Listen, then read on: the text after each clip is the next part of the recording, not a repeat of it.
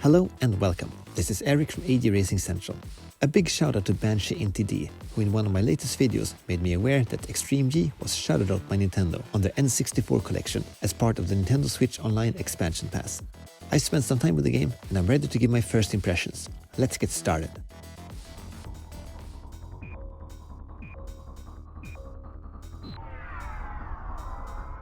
The Nintendo 64 was a bit of a weird console, as it was the most powerful one on the market at its time, but it was held back a bit by using cards rather than discs.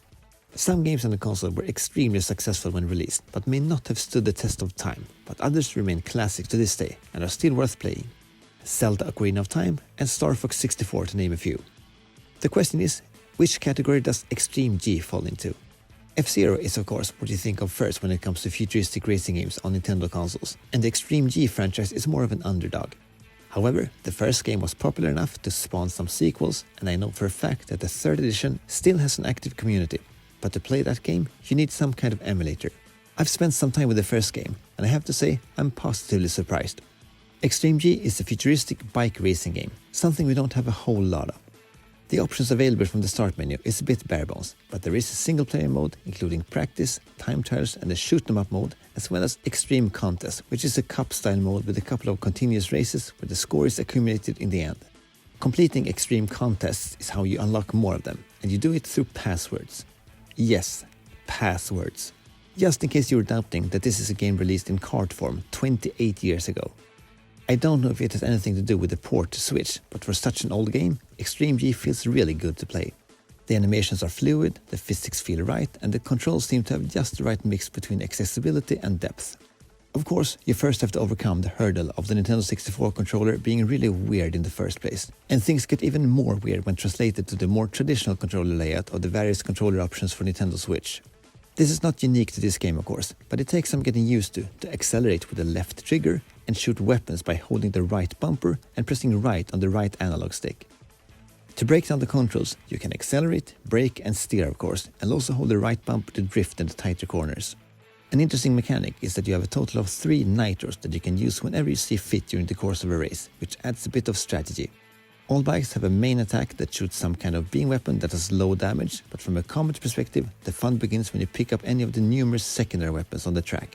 These weapons are flown to you and attaches to your vehicle, and they are also quite big in size, so that it is clearly shown which racer has which weapon equipped. I have to say that they are also quite unique.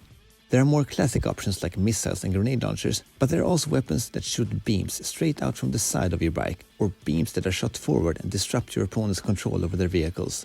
As a whole, the weapon system really stands out, and doesn't really remind me of how combat works in any other futuristic racing game that I can think of.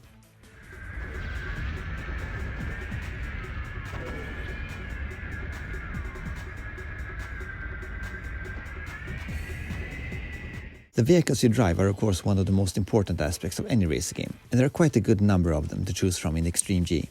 They are minimalistically designed of course, we are talking about an old game, but they all have distinct looks and paint jobs. They all have different stats and characteristics, and there's a huge difference in how the bikes handle if you compare two that have either very low or maxed out acceleration stats for example. The number of different vehicles will definitely keep you busy for a while, if you want to experiment with every aspect of them. In general, the gameplay in Extreme G is much about keeping your momentum.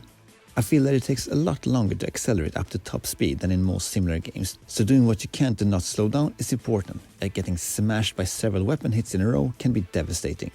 The gameplay is fast and fluid, and the track design is another strong aspect of the game as well.